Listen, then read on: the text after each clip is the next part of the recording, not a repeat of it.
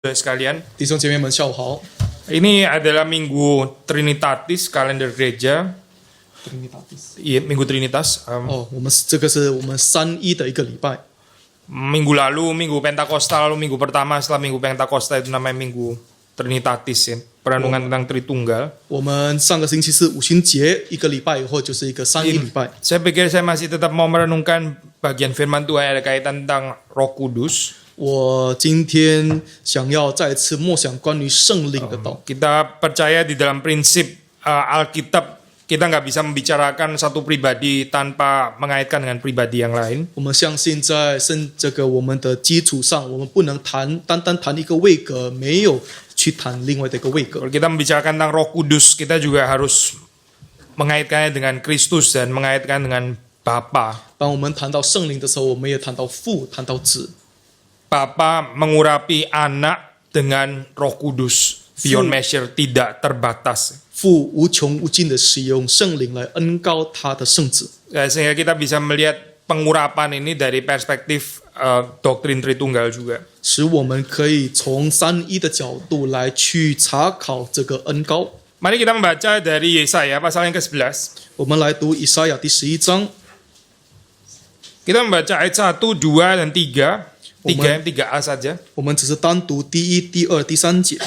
Kita baca semua ayat ini, bisa bahasa Indonesia, setelah itu bahasa Mandarin. Nama ayatnya pendek ya. Suatu tunas akan keluar dari tunggul Isai, pasal 11 Yesaya. Dan taruk yang akan tumbuh dari pangkalnya akan berbuah. Roh Tuhan akan ada padanya. Roh hikmat dan pengertian, roh nasihat dan keperkasaan, roh pengenalan dan takut akan Tuhan. Ya, kesenangannya ialah takut akan Tuhan. 以赛亚书第11章第1到第3节，从耶西的本必发一条，从他根生的枝子必结果实。耶和华的灵必住在他身上，就是使他有智慧和聪明的灵，谋略和能力的灵，知识和敬畏耶和华的灵。他必以敬畏耶和华为乐。 Mari kita berdoa. 我们来低头祷告。 Tuhan berkatilah perenungan firman Tuhan pada sore hari ini. 天父，愿你祝福我们今天下午对你的话的一个默想。 Tuhan hadir bersama dengan kami 愿你与我们同在， dan menyatakan kemuliaan-Mu, 彰显你的荣耀， memberi kepada kami pengertian 给我们智慧， dan menyentuh hati kami, 来触摸我们的 membakar 心灵， kami 来 menjadi 燃烧我 orang 们， taat kepada Tuhan. 使我们可以变成顺服你的人。 Berkati baik hamba-Mu yang berbicara maupun juga Pak Ruben yang menerjemahkan. 愿你祝福你的仆人来去正道，也祝福你仆人来去翻译的， Dan berkati kami semua yang mendengarkan, 也祝福我们每一位来聆听的， supaya kami mengerti apa yang menjadi kehendak-Mu. 使我们可以更加的认识你的旨意。 Demi Yesus Kristus kami berdoa. 奉耶稣基督圣名，我们祷告， Amin. 阿门。 So, kalau sudah membaca di dalam pasal 11 ayat 1, di sini sudah dikatakan tentang suatu tunas ya, akan keluar dari tunggul Isai, taruh akan tumbuh dari pangkalnya, akan berbuah. 第11章第1节，我们可以很清楚的看到，从耶西的本必发出一个枝子，必结果实。 Kita tahu sudah pasal 11 ini ayat yang pertama ini menunjuk janji yang akan digenapi dalam kedatangan Mesias yaitu Yesus Kristus. 我们知道这个11章第1节是在耶稣的生命得着成全。 Jadi waktu di sini dikatakan ayat kedua, Roh Tuhan akan ada padanya, itu padananya itu adalah Yesus Kristus. 第2节，耶和华的灵必住在他身上，他就是耶稣基督。 Sekali lagi Roh Tuhan itu adalah pengurapan yang dilakukan oleh Bapa. 再次，耶和华的灵就是耶和华天父对子的一个恩膏。 Lalu kemudian yang diurapi itu adalah anak. 那被膏的就是圣子， Dan Bapa mengurapi anak dengan rohnya. 圣父用圣灵来去膏圣子。 Dan kalau kita membaca dari teologi Calvin, kita mendapatkan prinsip 如果我们读加尔文神学，我们得着了一个原则， bahwa apa yang ada pada Kristus itu bukan berhenti pada dirinya sendiri, 就是在基督以内得着的，没有停留在他身上罢了。 melainkan diberikan kepada gerejanya, kepada orang percaya. 可是现在流传到信徒们，流传到教会了。 Demikian waktu kita membicarakan tentang pengurapan Roh Kudus, ini berarti juga diberikan kepada gerejanya. 这表示圣灵的恩膏也现在赐给教会。 Roh Tuhan akan ada padanya, itu pertama-tama adalah Kristus yang menggenapi. 耶和华的灵必住在他身上，他首先就是耶稣基督。 Kita juga bisa membaca Roh Tuhan akan ada padanya, itu berarti orang-orang tebusannya gereja, the body of Christ. 他也就是教会，也就是耶稣基督所属的肢体。 So kalau kita memikirkan tentang atau merenungkan tentang Roh Kudus, Roh Kudus yang dicurahkan, Roh Kudus yang dengannya kita diurapi. 当我们默想以上帝的灵、圣灵的时候，就是上帝使用来去恩膏我们的灵。 Di sini kita membaca ada 6 sampai 7 karunia. 我们好像在这里有看到6到7个恩典。 Ya ini memang secara tradisi di dalam teologi saya kurang, mungkin ini bagian yang kurang ditekankan di dalam tradisi Protestan gitu. 有可能这个方面没有在新派的传统 Tapi ini 有太大的强调， sangat ditekankan di dalam tradisi Roma Katolik. 可是，在天主教的传统，他们有很注意。 Tapi saya pikir kita nggak perlu terganggu dengan hal ini karena ini ini ayat Alkitab gitu. 可是，我觉得我们不需要觉得干扰，因为这是上帝的话。 Ya, 7 karunia atau 7 gifts of the Holy Spirit yaitu seperti yang dicatat dalam ayat kedua dan ketiga di sini. 在第2、第3节有圣灵7种恩 Yang 赐。 pertama adalah hikmat, lalu kemudian kedua pengertian, lalu nasihat, keperkasaan, pengenalan, takut akan Tuhan, dan kesenangan akan takut akan Tuhan. 有智慧，有聪明，有谋略，有能力，有知识，有敬畏，也以敬畏为乐。 Kita akan bahas 7 aspek atau 7 karunia ini ya, yang didapatkan bersama dengan pengurapan Roh Kudus itu. 我们会谈论关于圣灵恩膏我们所领受的7个恩赐。 Waktu Roh Kudus mengurapi gereja, 当圣灵恩膏教会的时候， dia akan memberikan hikmat. 他会给教会智慧。 Waktu orang Kristen itu diurapi, 当基督徒受膏的时候， dia akan memperoleh hikmat. 他会得到智慧。 Hikmat itu apa, Saudara? 什么是智慧？ Hikmat itu nggak identik persis dengan pengetahuan ya. 智慧跟知识不一样， Apalagi pengetahuan di dalam pengertian yang modern. 特别是我们现代的知识， Manusia boleh saja banyak tahu gitu, bisa punya pengetahuan ini dan itu. 人可以有各种各样的知识。 Ya, kalau kita bicara dengan dia adalah orang yang banyak tahu, dia bidang ini dia tahu, bidang itu dia tahu, seperti banyak tahu. 当我们跟一个人谈论的时候，他在这个地方，在这个东西很有知识，在其他东西有很有学问。 Tapi pengetahuan itu adalah satu hal. 可是知识是一件事， Tapi bisa menerapkan, mengaplikasikan pengalaman, penerapan itu mengaplikasikan pengetahuan itu di dalam konteks tertentu, di dalam waktu tertentu, kondisi tertentu. Nah, itu bijaksana. 可是，在恰当的时机，在恰当的地方来去应用他所知道的，那就是智慧。 Bijaksana itu ada aspek kepekaan. 智慧跟敏锐是具有关联的。 Bijaksana bukan cuma bicara tentang knowledge. 智慧不单单谈到学问，知识。 Saya pikir di dalam hal ini, saya di dalam kebudayaan Chinese juga sangat mirip ya, waktu menekankan tentang bijaksana. 我觉得在中国的文化传统，当他们强调智慧，这个是很有共同点的。 Ya, pujangga-pujangga, penulis-penulis filsuf itu dianggap sebagai orang yang punya bijaksana tentang kehidupan. 那些文人、那些哲学家，是我们把他当成是很有智慧的人。 Waktu mereka menulis sesuatu, ya kita bukan cuma expect, bukan cuma mengharapkan, mereka memberitahu kepada kita info ini dan info itu, bukan itu kali ya.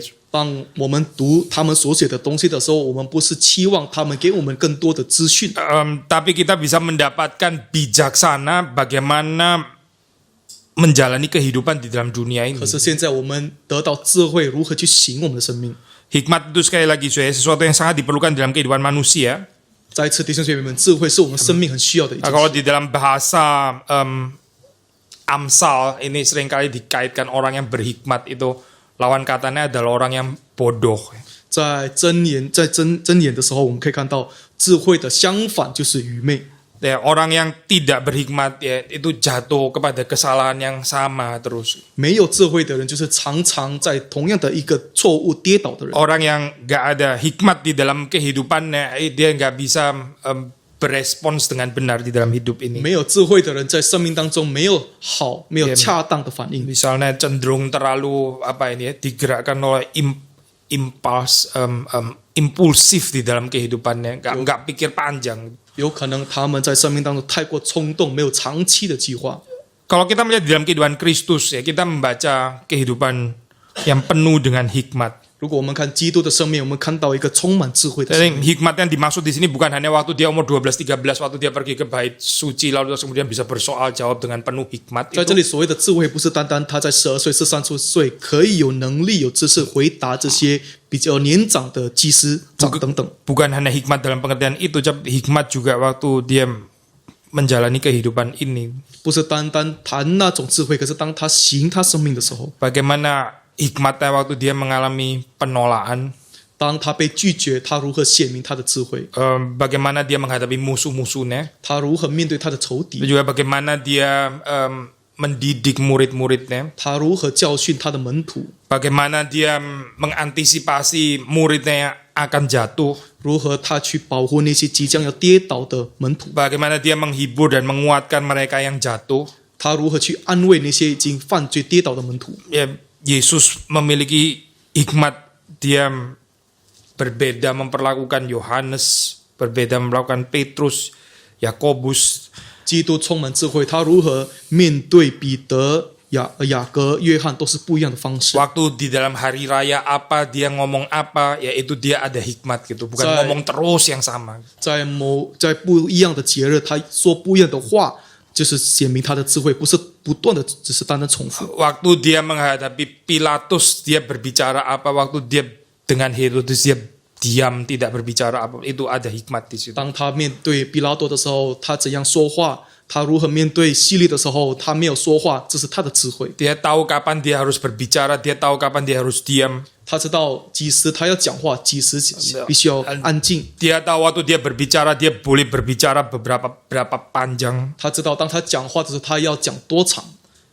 Orang yang nggak berhikmat saya di dalam kehidupannya itu nggak mengenal ini semua. 弟兄姐妹们，生命没有智慧的人不认识这些事情。 Dunia ini dipenuhi dengan orang yang nggak peka, ya orang yang ngomong terus sampai kita kepingin tutup kuping gitu rasanya, cerewet bener gitu ya. 这个世界充满那些不敏感的人，可以不断的讲话，使我们觉得他讲话太多。 Tapi kita juga miss di dalam saat-saat kita perlu penghiburan, tapi dunia juga nggak ngomong apa-apa, kayaknya diem cuek 1000 bahasa, nggak ada yang mengerti kita juga. 可是当我们需要安慰的时候，好像世界不在乎我们。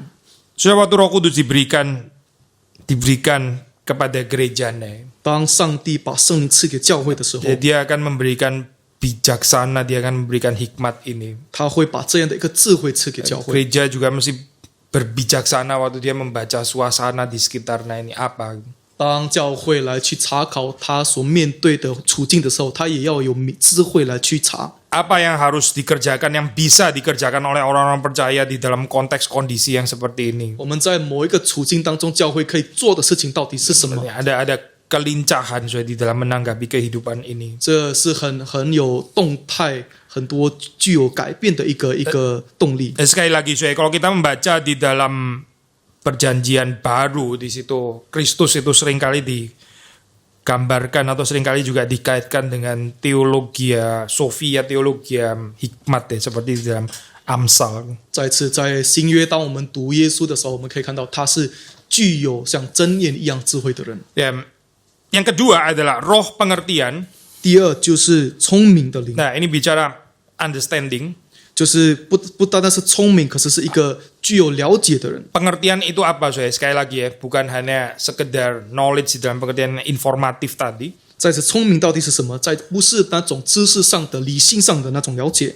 Pengertian yaitu bagaimana seseorang itu dikaruniakan kemampuan untuk dia bisa merelasikan berbagai aspek di dalam kehidupan ini. 聪明的灵就是人如何得到能力，可以在他生命当中去好好去，应当去做他该做的事情。 Hidup yang tanpa pengertian, saya itu hidup yang fragmented, maksudnya hidup yang terpecah belah ya, hidup yang gak meaningful. 在这里意思是说，没有聪明的生命就是一个分裂的生命。 Tapi kita berbahagia kalau kita diberikan kemampuan untuk bisa relate ya, aspek-aspek di dalam kehidupan kita, termasuk masa lampau kita, keadaan sekarang ya, dan Tuhan mau pimpin kemana, itu kita bisa mengintegrasikan. 可是如果我们有能力把我们以前的事情、现在的处境、以后的事情做个关联，我们是有福的。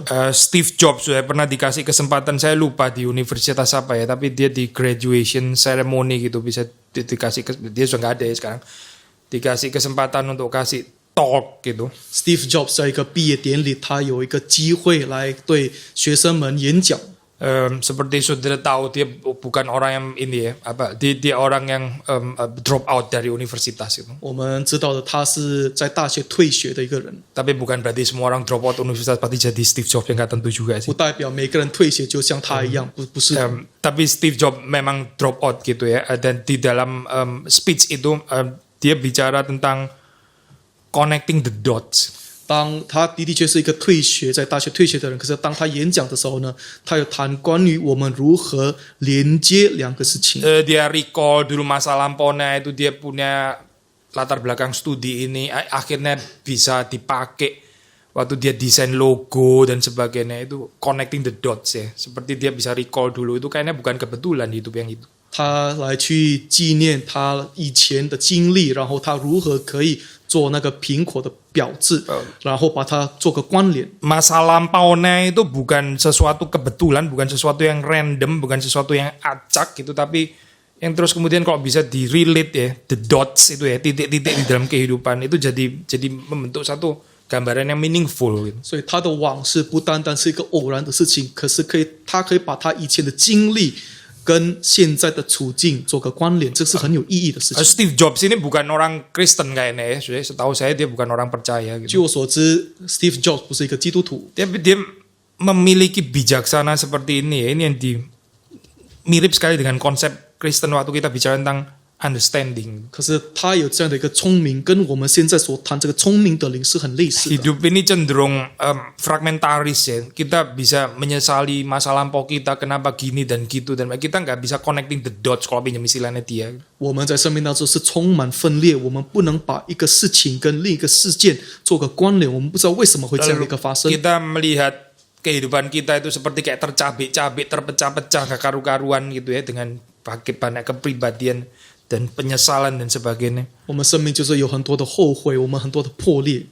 Tapi kalau Roh Kudus diberikan di dalam kehidupan kita, dia akan memberikan kepada kita itu karunia pengertian. 可是当圣灵降到我们生命的时候，他会赐给我们聪明。 Kita yang cenderung terkoyak itu bisa melihat realita itu menjadi satu meaningful whole, ya, satu completeness seperti yang Tuhan berikan dalam kehidupan kita. 我们那么轻易破裂的人，现在我们有一个上帝所赐给我们的一个合一， Bahwa nggak ada kebetulan di dalam kehidupan ini. 所以我们知道这个生命没有所谓的偶然， Bahwa Tuhan punya maksud tertentu. 上帝有他的旨意， Dan bahwa kehidupan kita itu perlu satu fokus yang jelas di dalam 是我 hal 们 ini. 生命需要一个很重要的焦点， Itu karunia pengertian. 那是所谓的聪明的灵。 Saudara kalau membaca sekali lagi di dalam kehidupan Yesus, jelas Yesus juga punya pengertian ini ya.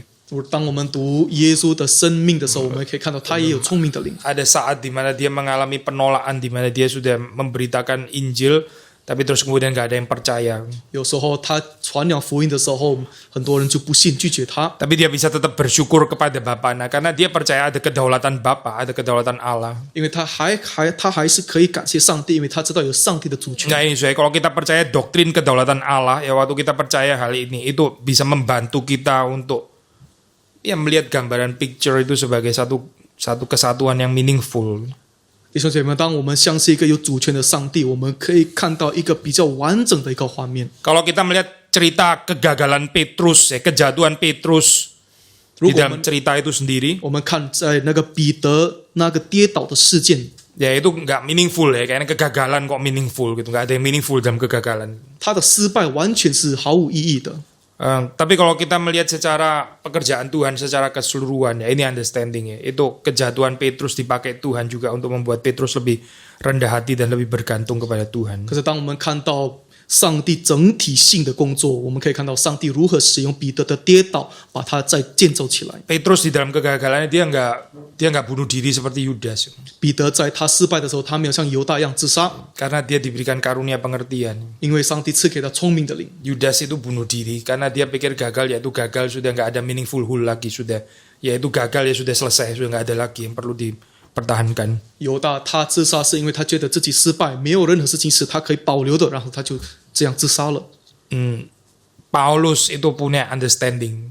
保罗是有聪明的人， Dia tahu dia adalah seorang penganiaya jemaat, 他知道他是逼迫基督徒的人。 dan waktu dia bertobat dia tidak berusaha menutupi masa lampaunya yang kelam itu. 当他悔改的时候，他没有故意的去遮盖他以往的过错。 Dia bahkan menuliskan itu dengan jelas di dalam suratnya bahwa dia memang dulunya adalah penganiaya jemaat. 他甚至在他书信当中，他说他是逼迫基督徒的人。 Tapi dia melihat kehidupan masa lampaunya itu bukan sebagai sesuatu yang kebetulan. 可是他把他以往的他的历史不把它当成一个偶然的事情， Sebagai sesuatu yang mau dipakai Tuhan untuk menyatakan kasih karunia dan kedalaman kasih karunia Tuhan untuk seorang musuh Allah. 乃是上帝想要去表现他对仇敌的恩爱。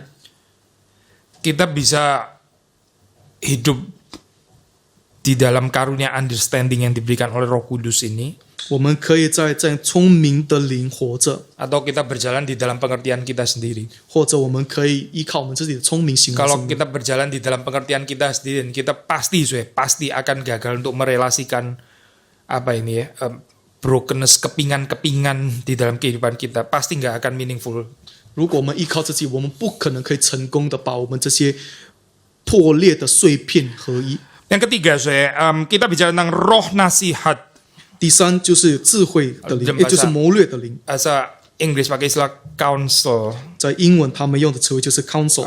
Ya ini memang istilah yang dekat, counsel, counselor, counseling, ya, nasihat. 这个谋略其实跟 counsel 是很类似的。 So, waktu kita membaca istilah ini ya, roh nasihat gitu, saya nggak tahu saudara berpikir apa gitu membaca istilah roh nasihat. Roh Kudus diberikan, lalu itu juga adalah roh nasihat. 当我们读到谋略的灵，我不知道大家的意见是如何。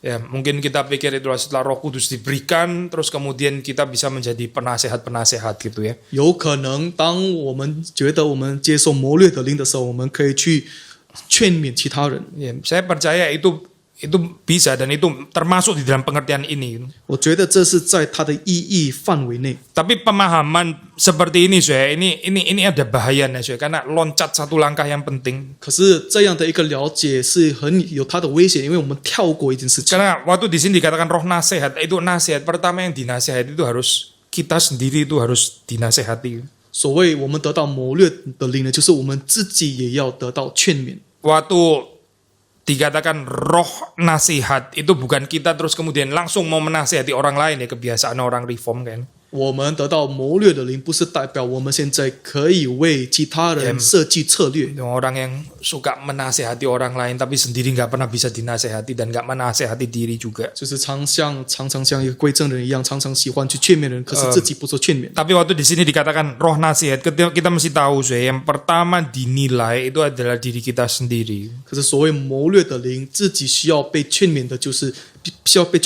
首先是自己。 Ini adalah karunia yang memampukan seseorang untuk bisa menilai dengan tepat, menilai dengan benar. 这个恩赐是使基督徒可以正确的判断。 Gereja yang ada roh nasihat itu bisa melihat dirinya dengan benar. 有谋略的教会就可以正确的判断自己。 Keluarga yang ada roh nasihat itu bisa melihat dirinya dengan benar. 有谋略的家庭就是可以正确的判断他们自己的 Nah, 家。 orang Kristen yang ada roh nasihat itu bisa menilai dirinya dengan benar. 有谋略的基督徒就是可以很正确的判断自己。 So, cuma orang yang bisa menilai dirinya dengan benar, dia bisa menilai orang lain. 当我们可以正确判断自己，我们才可以判断其他人。 Orang yang bisa di counsel, dia bisa meng-counsel orang lain. 自己可以受劝，我们才可以劝勉其他人。 Persoalan di dalam dunia ini adalah kita tuh lebih suka mengajar, kita menasehati, kita lebih suka kasih tahu orang. 世界的问题就是我们喜欢做教导的，我们喜欢去劝勉的。 Kita lebih suka melakukan profile orang lain tuh gini. Kita lebih suka menganalisa orang lain. 我们更喜欢去分析其他人，他是这种人。 Tapi kita seringkali lupa diri kita itu juga sedang dianalisa oleh Tuhan. 可是我们自己常常忘记，我们自己也是被上帝所分析的人。 Kalau Roh Kudus diberikan, dia akan membawa orang percaya itu untuk mengenal dirinya dengan benar. 当上帝赐下圣灵，他会使基督徒认识自己。 Yang keempat, roh keperkasaan 第四就是能力的灵 atau mighty. Ini bahasa Mandarin pakai istilah apa ya? ，power。 Ya kita kayak keperkasaan, kekuatan, strength, mighty, atau bisa juga diterjemahkan kalau di dalam tradisi Alkitab Latin itu Vulgata, fortitudo. Fortitudo itu strength, dan ini juga bisa diterjemahkan bahasa Inggris dengan courage atau keberanian. 能力在拉丁文的翻译呢，我们可以把它了解成不单单是一个力量，可是是一个勇气。 Keperkasaan, kekuatan itu maksudnya apa, saudara? 所谓的能力、勇气到底是什么意思？ Thomas Aquinas misalnya dia menafsir ini dengan pengertian pemahaman atau spektrum endurance ya. Itu apa itu ya? Tahan banting gitu. 阿奎那他把这个能力当成一个忍耐的力量。 Ini orang yang stabil ya waktu menjalani kesulitan gitu. Dia ada kekuatan untuk terus maju. 当他面对困难的时候，他可以不断的忍耐。 Courage itu adalah keberanian, bukan keberanian seperti yang diajarkan oleh Aristotle, sekedar keberanian untuk berani maju perang gitu. 勇气不是亚里士多德所谓的勇气，就是有勇气打仗的那种勇气。 Atau kalau dalam konteks Indonesia keberanian ala preman gitu. Kalau ada apa ya turun mobil terus ayo kita mau selesaikan di mana gitu ya. Itu little to do dengan biblical courage. 在这里所谓的勇气，不是像流氓的勇气，你要不要就打架争乱的这样的一个勇气，不是。 Courage di sini maksudnya bukan adalah keberanian untuk bertengkar, bukan gitu. 在这里所谓的勇气，不是有勇气来去打架， Justru mungkin sebaliknya courage untuk bisa mengontrol, untuk berdiam diri, justru itu yang adalah courage mungkin. 可是相反的，所谓的勇气是有勇气自我控制。 Justru itu adalah courage bagaimana waktu kita mengalami kesulitan, waktu kita mengalami kesukaran, tapi kita bisa tetap tahan ya, di dalam hal ini. 就是当我们面对困难的时候，我们可以不断的忍耐，保持自己。 Orang di dalam kesulitan, di dalam kesukaran banyak yang meledak ya kehidupannya. 很多人在困难当中，他们就好像生命就爆炸一样。 Jadi eksplosif itu waktu di dalam keadaan kesulitan. 他们在困难当中脾气开始暴躁。 Gak usah jauh-jauh lah, kita coba puasa aja gitu, puasa. 我们不要说的太远，我们自己来去自己进食。 Kesulitan mini ya, apa lapar maksudnya gitu. 就是有一个小小的困难，就是我们肚子饿， Ya, even gak layak pakai istilah lapar tuh kan gak bisa disebut penganiayaan deh, 甚至我 cuma 们 lapar gitu lah. 肚子饿，我们不可以把它算为一个逼迫。 Tapi orang waktu puasa, waktu dia itu dia lebih gampang meledak, Orang puasa itu lebih kepingin ngamuk. 可是当我们进食之后，人常常是脾气比较暴躁。 Ya, orang kalau kenyang itu jadi sabar sekali, tenang, kepingin tidur gitu ya, karena sudah kenyang. 如果我们吃饱，我们就很有耐心，我们想要睡觉。 Tapi kalau kita puasa, orang ngomong apa gitu, wah langsung sensitif gitu ya. 可是当我们进食的时候，人家说一点小事情，我们就开始生气。 Courage itu maksudnya apa, Keberanian waktu kita di dalam keadaan seperti itu kita bisa menahan diri gitu, meskipun lapar tetap menjawab dengan sabar. 所谓的勇气就是什么？当我们肚子饿，当我们面对困难的时候，我们还可以长存忍耐。 Kalau kita bisa punya courage seperti itu betul-betul courage yang teruji. 如果我们真的有这样的勇气，就是我们受过考验的一个勇气， Courage untuk menghadapi kesulitan ya. 有勇气面对任何的困难， Courage untuk menderita. 有勇气来去受苦， Courage untuk berkorban. 有勇气来去舍己。 Ada satu film berapa tahun lalu saya itu judulnya Four Faders apa itu 几年前有一部戏叫《Four Faders》， empat apa namanya bahasa Indonesia apa ya, bukan faders apa ini bulu ya bulu ya, 4 bulu itu menggambarkan ada 4 sekawan.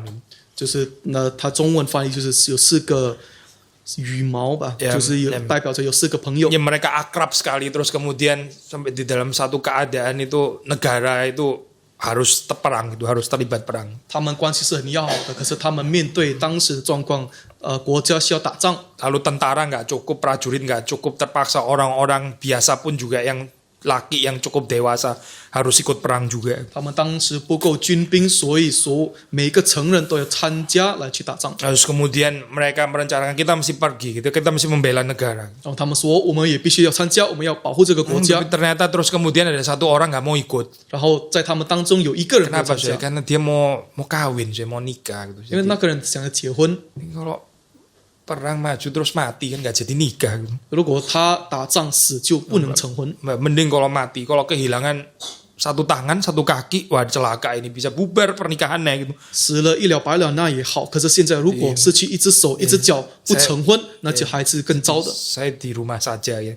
Pergilah dalam damai sejahtera gitu. 然后他说：“我自己在家，你们平安的去吧。” Oh, ada temen kecewa sekali itu, kita dari dulu selalu bareng kan, kita perang kalau lu nggak mau pergi. 他们的朋友都很失望，我们从小都在一起，可是为现在一起打仗，你却不要去。 Lo ini takut atau apa sih? Ya takut, mungkin takut campur egois, campur mementingkan diri sendiri dan seterusnya. 你是怕还是太过注重自己呢？ Tapi singkat cerita saya akhirnya dia sendiri pergi diam-diam tanpa sepengetahuan 3 temennya. 所以长话短说，他就悄悄的独自一个人就走了。 Ada satu kejadian yang kejadian di mana salah satu, ini film ya by the way saya. Jangan lupa ini film bukan firman Tuhan.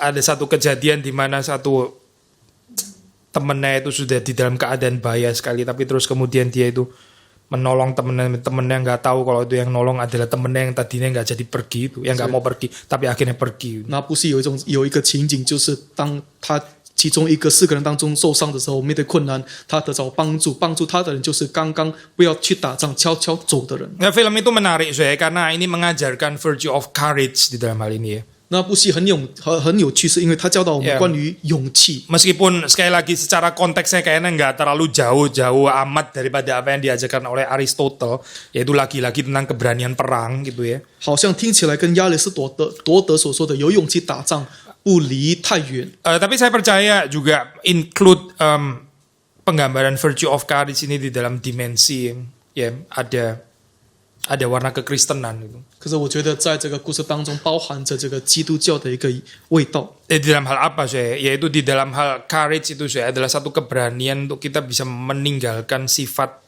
enaknya kita gitu yang hanya mementingkan diri sendiri. 在哪里有基督教的味道？就是在勇气当中，我们有勇气来去抛弃我们自己的舒适感。 Ada orang itu terus memelihara keadaan status quo ya, dia pokoknya sudah nyaman kayak begitu dan nggak mau berubah gitu. 有些人他们只是保持自己的状态，有了自己的舒适感。 Ya dia sudah pokoknya gini ya itu gini, sudah diterima saja, nggak bisa terima ya itu problem lo, bukan problem saya gitu. 他说：“这个是我的状态，你不要接受，这是你的问题，不是我的问题。” Saya mau nikah, saya mau kawin gitu, saya mau menikmati kehidupan keluarga bahagia gimana, jadi jangan suruh saya perang, itu kan berarti saya harus mengorbankan diri. 我要结婚，我要有幸福的家庭，我不要去打仗，打仗要去舍己。 Maka sudah melihat di sini ini keperkasaan ya, di dalam pengertian kekuatan apa ya? Kekuatan untuk berani berkorban maksudnya seperti Yesus Kristus. 在这里所谓的能力是什么能力？就是甘愿牺牲自己的能力，像耶稣基督一样。 Yesus itu ada roh keperkasaan ya, bukan di dalam pengertian karena dia itu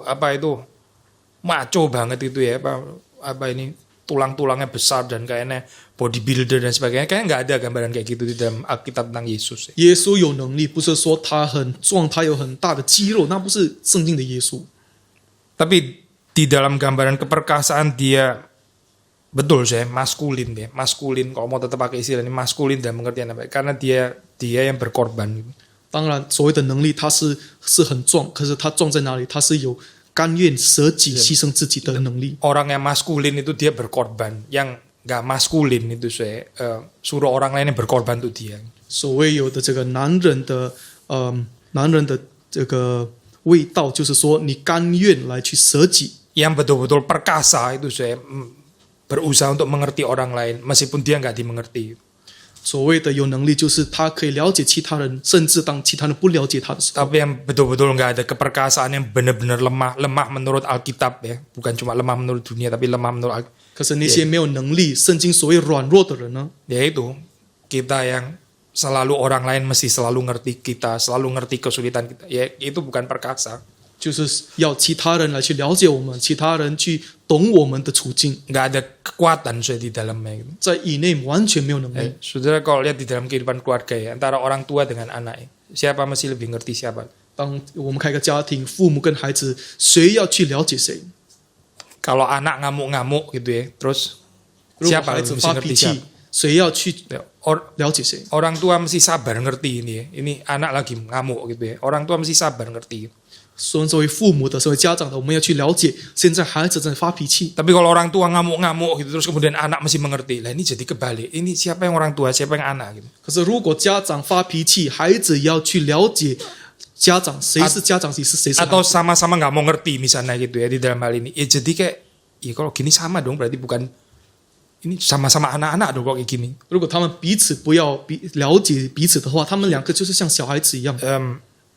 waktu Roh Kudus itu diberikan, dia akan memberikan kepada kita kekuatan, 当圣灵降到我们的时候，我们得着能力， keperkasaan, keberanian, ketangguhan, 给我们勇气， seperti di dalam kehidupan Kristus. 像基督的生命一样。 Istilah courage ini juga bagus ya di dalam bahasa Inggris. 在这个英文 courage 勇气这个词汇也是很好的， Karena ini bukan cuma lawan kata daripada coward, pengecut, tapi juga lawan kata daripada discourage. 这个不单单是一个这个我们害怕的一个相对话，可是也是可以说是一个避免人不支持人的一个相对话。 Yesus itu perkasa, truly mighty ya. Karena di dalam kehidupannya waktu dia mengalami bantahan seperti itu, dia nggak discourage. 耶稣他有能力，是因为他面对这样的拒绝的时候呢，他完全不失望。 Yesus nggak cengeng terus kemudian tuh nangis minta dimengerti kesulitannya oleh Bapa dan sebagainya. Kita nggak baca gambaran gitu dalam kehidupan Yesus. 耶稣没有被拒绝的时候，没有开始哭，开始失望。耶稣没有这样做， Dia kuat menanggung beban di dalam kehidupannya. 他具有能力的去担当所有的困难。 Saudara dan saya, kita manusia berdosa, kita ini semua adalah orang cengeng. 我们身为罪人，我们都是爱哭的人。 Sedikit-sedikit menangis, ada beban berat kita langsung geletain, kita suka salahin orang lain. 我们爱哭，我们喜欢责怪人。我们面对问题的时候，常常把他抛弃。 Tapi kalau kita bertumbuh, kalau Roh Kudus memenuhi kehidupan kita, kita akan menjadi orang-orang yang courageous. 可是当圣灵充满我们的时候，我们会变成一个具有能力、具有勇气的人。 Courageous di dalam pengertian gak gampang cengeng, dia tidak gampang discourage. 勇气就是我们不爱哭，我们不太容易的失望。 Di dalam Ibrani ya, dikatakan, lihatlah kepada Kristus yang menanggung bantahan seperti itu. Dengan tekun dia setia sampai mati. 在希伯来书，他们有记者说，你要盯着耶稣，就是长存忍耐到死的耶 Ya, 稣。 saudara, inilah kalau kita bicara dari perspektif Kristen, bicara tentang kekuatan, ya inilah kekuatan yang sesungguhnya. 从基督教的角度，所谓的勇气就是这个。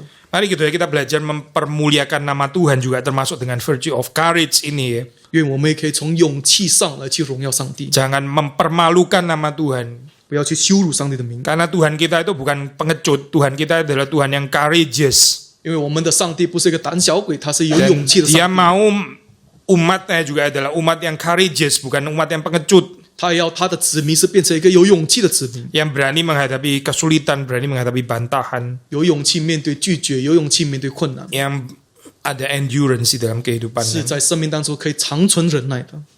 Yang kelima, saudara, kita bicara tentang roh pengenalan. 第五就是讲到知识的灵， Ya, pengenalan itu bahasa Indonesia lebih bagus ya daripada bahasa Inggris pakai istilah knowledge itu. Terjemahan Mandarin kira-kira sama. knowledge Ya, knowledge。 knowledge ya. 如果在 Pengenalan ya lebih baik gitu. 在英文的翻译不是所谓的知识，可是是所谓的认识。 Mungkin kamu boleh terjemahin dalam bahasa ya. Pengenalan itu apa maksudnya? Pengenalan itu adalah perjumpaan pribadi dengan pribadi yang lain. Itu namanya pengenalan. Gitu. 所谓的认识是什么？就是一个位格认识另一个位格。 Kalau saya bilang saya dan spidol ini gak bisa bicara pengenalan, saya pengetahuan sih iya. 如果 Dan cuma satu arah ya. 如果说我跟一支笔，那不是一个认识，是一个知识。我知道这个是一支笔， Saya mengetahui tentang barang ini ya. Tapi barang ini yang nggak mungkin bisa mengetahui saya gitu. 我 Ini 知道这 satu 个 arah. 物品，这个物品不知道我。 Tapi pengenalan itu saya dan Pak Ruben ini kita bisa bicara pengenalan karena dia bukan barang gitu. Saya juga bukan barang. 可是所谓的认识，就是我认识其他的人，一个位格跟一个位格的认识。 Pengenalan itu membuka dimensi dan mengubah kehidupan seseorang.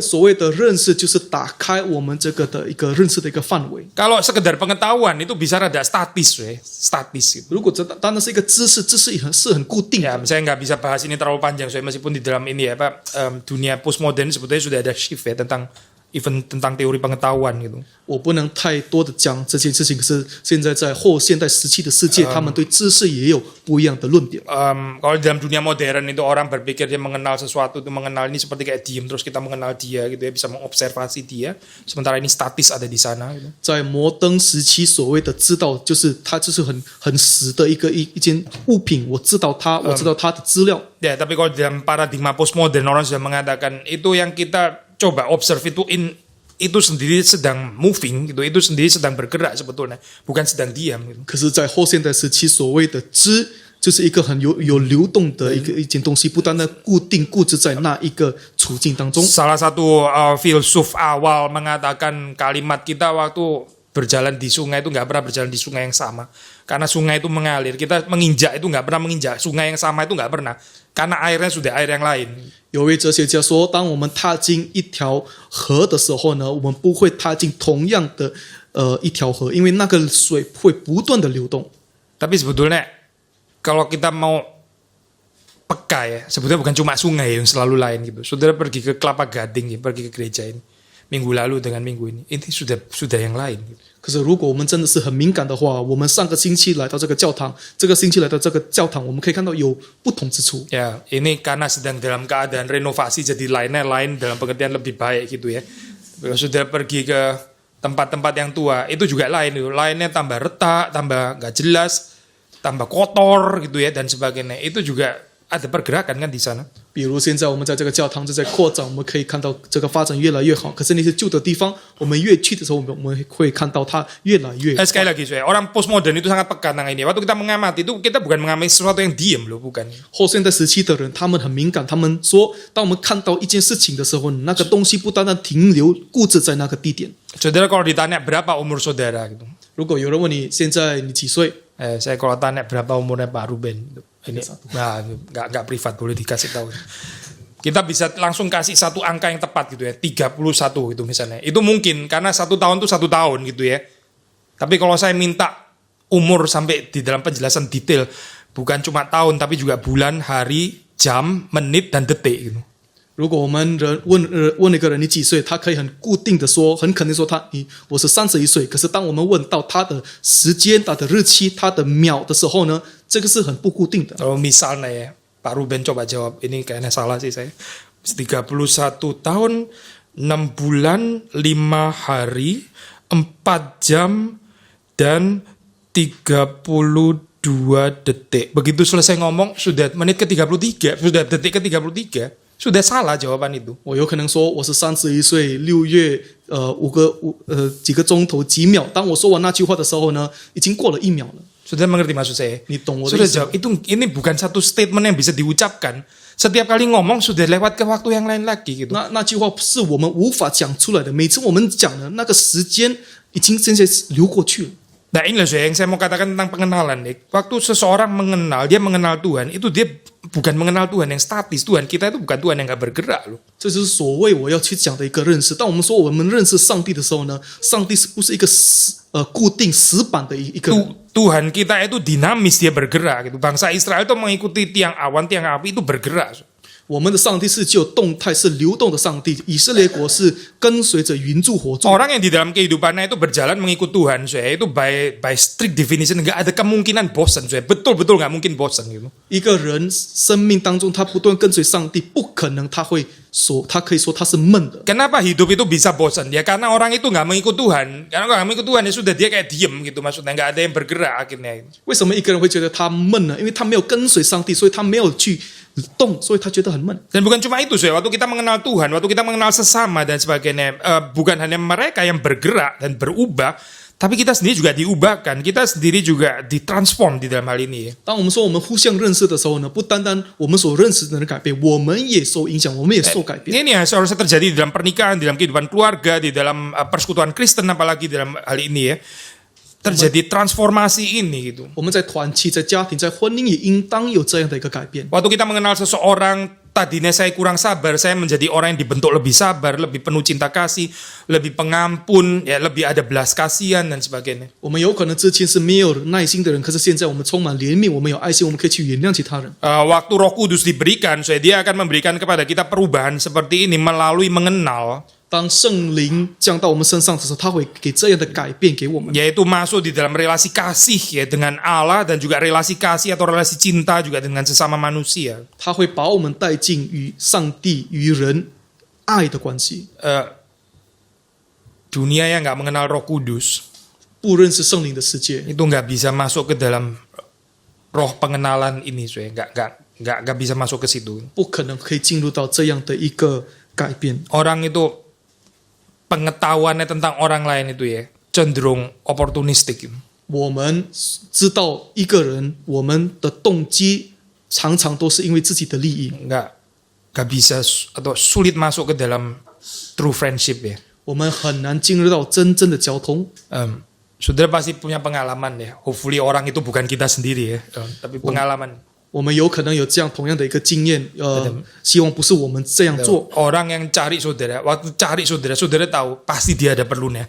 当人去找你的时候，你就肯定知道那个人是找你有需要的。 Pasti dia lagi perlu saudara gitu. Makanya dia cari saudara. Bertahun-tahun diem, nggak ada apa-apa. Dia pesta, dia bahagia, anak ulang tahun dia nikah, kita nggak dikasih tahu. Begitu dia cari, saudara tahu pasti ada problem, pasti sedang perlu saya ini. 他已经几年没有跟你完全没有任何的交流，他儿子结婚没有邀请你，可是现在他找你，你肯定知道他是需要你。 Ini orang kontak baru kalau ada perlunya, kita jengkel ya dengan orang seperti itu. 当一个人有需要才跟你有接触，才跟你有交流，我们对这些人觉得很烦。 Saya pikir Tuhan juga jengkel dengan saudara dan saya. Kalau kita kontak Tuhan cuma pas lagi ada perlunya aja. 我觉得上帝对我们也是同样的。如果我们只是单单有需要才跟上帝有交流的话，上帝会觉得我们很烦。 Maksudnya itu menandakan kehidupan yang bukan dikuasai oleh roh pengenalan. 这 Bukan. 表示我们的生命不是充满认识的灵。 Orang yang saling mengenal nggak begitu saya. Urusannya nggak kayak begini, bukan. 彼此认识的人不是有需要才有交流， Di dalam keadaan suka maupun duka, ya dia tetap mau relate gitu. 在悲伤、在喜乐的时候，他是也有关系的。 Dia ada perlunya atau dia nggak ada perlunya, dia tetap berkomunikasi. Itu namanya orang yang saling mengenal. Gitu. 有需要没需要，他不断的沟通，这才是所谓的认识。 So waktu Roh Kudus diberikan, dia akan memberikan kepada kita roh pengenalan. 当上帝把灵交给我们的时候，他会给我们认识的灵。 Dua yang terakhir, saya ini bicara tentang takut akan Tuhan. 两个最后的就是敬畏耶和华的灵。 Di dalam terjemahan lain kadang-kadang pakai istilah yang pertama ini takut akan Tuhan, yaitu pakai istilah piety, di dalam Latin Vulgata kalau terjemahkan bahasa Inggris jadi piety. 敬畏耶和华的灵，在拉丁的翻译可以把它当成是一个虔诚。 Lalu kemudian yang ketujuh baru bicara tentang fear of the Lord atau takut akan Tuhan. 第七种才是真正谈到敬畏上帝。 Atau kita juga bisa ikut di dalam terjemahan bahasa Indonesia ini cukup akurat ya, ini terjemahan ini ya. Takut akan Tuhan, lalu kemudian kesenangannya ialah takut akan 我 Tuhan. 们也可以跟着中文的翻译，就是敬畏耶和华的灵，以敬畏耶和华为乐的灵。 Tapi ini bukan pengulangan yang seperti kayak kehabisan ide gitu kan. Sudah ngomong tadi kok ngomong lagi gitu misalnya sampai 2 kali dan sebagainya. 可是在这 Bukan. 里不是他不单单重复，他没有其他的主意，所以现在要去补充或者去重复的一件事。 Tapi saya percaya salah satu ya di dalam pengertian supaya kita jangan salah mengerti istilah takut di situ. 可是在这里呢，我们不要错误了解敬畏这个意思。 Maka di sini yang ketujuh ditambahkan kesenangannya ialah takut akan Tuhan. 所以在这第七种就有加以敬畏为乐。 Maksudnya istilah takut di sini saya jangan dimengerti dalam pengertian ketakutan seperti kayak ketakutan terhadap apa ya? Sesuatu yang bahaya gitu misalnya. Bukan itu. 所谓的敬畏不是害怕， Karena kalau kita mengerti kayak begini, ini nggak bisa dimengerti saya. Istilah kesenangannya jadi nggak bisa dimengerti. 如果我们把敬畏当成害怕的话，我们不了解为什么要把以害怕为乐呢？ Misalnya saya ambil contoh ya, misalnya saudara takut dengan apa gitu misalnya, takut dengan anjing gitu misalnya. 给一个例子，如果你怕什么？你怕一只狗吗？ Saudara takut dengan tikus gitu 你 misalnya ya. 怕老鼠吗？ Terus saudara bilang, saya kesenangannya adalah takut dengan tikus. Loh, orang lu takut kok lu seneng ke situ, lu sakit jiwa berarti gitu. Ngapain lu bisa seneng dengan yang lu takut? Itu kan kontradiksi di dalam term ini. 你岂可以说你以害怕老鼠为乐？这个是有冲突的，没有 Orang 意思。 nggak bisa senang dengan apa yang dia takutkan sebetulnya gitu. Kalau dia takut itu nggak menyenangkan, itu menakutkan. Kok malah senang dengan apa yang menakutkan? 人不能以他害怕的事情为乐， Berarti yang dimaksud takut di sini bukan itu saya pengertiannya. 所以所谓在这里敬畏不是害怕。 Ini takut di dalam pengertian bukan takut akan Tuhan. Tuhan itu sudah seperti petir yang sudah sanggup sewaktu-waktu bisa menyambar kita terus kemudian kita langsung gosong gitu ya. 敬畏上帝不是以把它当成一个雷，会突然之间打我们。 Tapi ini adalah takut di dalam hubungan anak dan orang tua, son atau daughter and father. Ini bicara tentang fatherhood of God. 可是在这里是谈到父子之间的一种敬 Dan 畏。 kita takut kepada dia di dalam pengertian kita menghargai dia dan termasuk juga sekali lagi asumsinya itu relasinya adalah relasi kasih. 我们敬畏他，就是我们尊敬他。在这里呢，我们之间的关系就是有这样的一个爱。 Hidup anak-anak Allah dengan Allah itu relasinya adalah anak dan bapak, bukan budak dan tuan yang kejam, bukan. 子民跟上帝之间的关系就是父子关系，不是一个主人跟一个奴隶的关系。 Kita salah mengenal Allah, kita salah mengenal Tuhan kalau relasinya itu ada relasi ketakutan seorang budak terhadap Tuhan yang kejam. 如果我们把我们自己跟上帝的关系当成一个主人跟奴隶的关系，我们是已经错误地了解上帝了。 Orang di dalam paradigma budak itu saya selalu hitung-hitungan gitu. Hitung-hitungan, dia itu highly kalkulatif kehidupannya. 所谓的奴隶就是常常计算。 Tuhan, saya sudah berdoa banyak. 上帝，我已经常常祷告， Tuhan sudah taat kepadamu. Sekarang tolong memberkati saya gitu. Jadi hitung-hitungan saya kayak apa ya? Dealing gitu. 我已经顺服你，现在你要祝福我，好像做生意一样。 Saya sudah kerja berat ya seperti cerita anak sulung gitu. Mana pestanya gitu. Mana saya entitled untuk pesta ini. 我已经努力的工作，像长子一样。他说我的宴席在哪里？我已经努力工作了。 Relasinya itu relasi budak dengan Tuhan atau seperti kayak pegawai gitu ya. Bukan seperti anak. 他的关系不是一个儿子的关系，那是一个工人的关系， Relasi yang asing gitu. 是一个很陌生的关 Lalu 系。 kalau salah bagaimana? Kalau salah ya harus dihukum langsung, harus dihajar langsung, dihabisin karena salah. Itu deserve juga. You deserve punishment. Either you deserve pujian, deserve peluan, atau you deserve punishment. 如果你犯错，你是配得被打一巴掌、被审判的。所以只有两个关系：你做好事，你就配得到奖赏；你做错事，你就配得到审判。 Dunia kita ini dipenuhi dengan gambaran-gambaran seperti ini ya. Saudara mesti achieve something dulu, membuktikan sesuatu dulu gitu ya. Sukses, terus baru kemudian saudara mendapatkan penerimaan. Ya ini loh saya benar-benar paradigma perbudakan. 我们的世界就是这样，我们要有成就，其他人才可以接受我们。这的的确确就是奴隶跟主人的关系。 Tapi kalau kita mengenal Tuhan sebagai Bapa kita, 可是如果我们把上帝身为父来去认识的话， kita tidak takut datang kepada Dia di dalam pengertian ketakutan itu, tapi kita takut kepada Dia di dalam pengertian karena kita menghormati dan kita mengasihi Dia. 我们不会害怕见到父的面，我们是敬畏他。 Dan karena itu saya di sini dikatakan hati yang takut akan Tuhan itu adalah kesenangan. 这是为什么敬畏可以变成我们的乐趣。 Calvin membicarakan tentang piety, dia bicara tentang reverence and love of God. Itu dua, itu jadi satu. Saya sikap hormat kepada Tuhan dan cinta kepada Tuhan. Itulah piety. 加尔文所谓的虔诚，就是敬畏、尊敬跟爱的合一。 Dan yang terakhir di sini dikatakan itu adalah kesenangan. 然后在这里就最后说，这个是他的喜乐。 Saudara merasa kekristenan itu kesenangan atau kesusahan? 弟兄姐妹们，你觉得基督教是一个劳苦或是一个喜乐呢？ Saudara merasa ikut Tuhan Yesus itu adalah sesuatu yang menyenangkan atau sesuatu yang menyusahkan? 你们觉得跟随主是一个喜乐还是一个困难呢？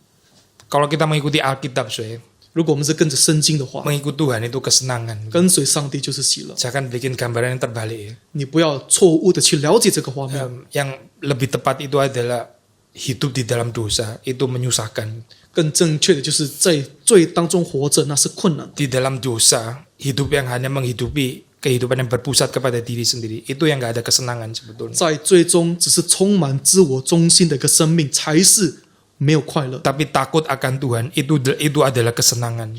可是敬畏上帝就是我们的喜乐， Bicara tentang true delight. 就是有谈到真正的喜乐。 Christianity itu harusnya menjadi satu jalan hidup yang delightful. 基督教应当是充满喜乐的一个道路。 Tentu kita mengatakan bukan nggak ada kesulitan, bukan nggak ada penderitaan. Makanya tadi kita bicara courage and fortitude tadi ya. 当然，我们不是说这个道路当中没有任何的困难，我们已经谈到勇气这个意思。 Meskipun ada kesulitan, ada penderitaan, ada pergumulan, tetap itu adalah sesuatu yang delightful. 虽然有挣扎有困难，这还是充满喜乐的道路。 Waktu kita semakin mengenal Tuhan, 当我们更加认识上帝的时候， kita akan semakin attracted, kita akan semakin tertarik untuk mengejar Tuhan. 我们更有被吸引的来去跟随追随上帝， Karena Tuhan itu delightful. 因为上帝是我们的乐，我们的喜乐。 Sebaliknya kehidupan yang ada di dalam dunia ini, yang nggak mengenal Kristus, 相反的，在这个世界不认识基督的环境当中， itulah kehidupan yang membawa kepada sengsara demi sengsara demi sengsara, sengsara yang nggak ada habis-habisnya. 生命就是从一个困难到一个困难到一个痛苦，从一个痛苦到另一个痛苦。 Dan Tuhan mau membebaskan kita dari sengsara seperti itu. 上帝要从这样的痛苦释放我们， Kiranya Tuhan memberkati kita 愿 semua. 上帝祝福我们每一 Mari 位。 kita masuk dalam 我们 doa. 来低头祷告， Minta tolong Pak Ruben untuk tutup di dalam doa. mari kita berdoa. Bapa kami di surga, kami sungguh bersyukur atas firman-Mu. Kami sadar ya Tuhan, betapa kosongnya hidup kami, hati kami yang seringkali mau menghidupi diri kami sendiri, walaupun kami menyebut diri kami sebagai anak-anak-Mu. Kami di saat ini kami sungguh meminta ampun. Kami sungguh memohon Kau mengampuni dosa-dosa kami, dan Kau sungguh-sungguh curahkan Roh Kudus kepada kami, dan kami sendiri bisa dengan rendah hati membuka diri kami, menyangkal diri kami, dan menerima pimpinan dari Roh Kudus-Mu ya Tuhan, supaya kami bisa hidup penuh dengan kuasa Roh Kudus dalam cinta kasih, dalam hikmat, dalam keberanian, dalam penyangkalan diri, dalam anugerah-Mu kami bisa terus mengikuti Engkau. Terima kasih ya Tuhan, dengar doa kami, dalam nama Yesus Kristus kami sudah berdoa. Amin. Amin.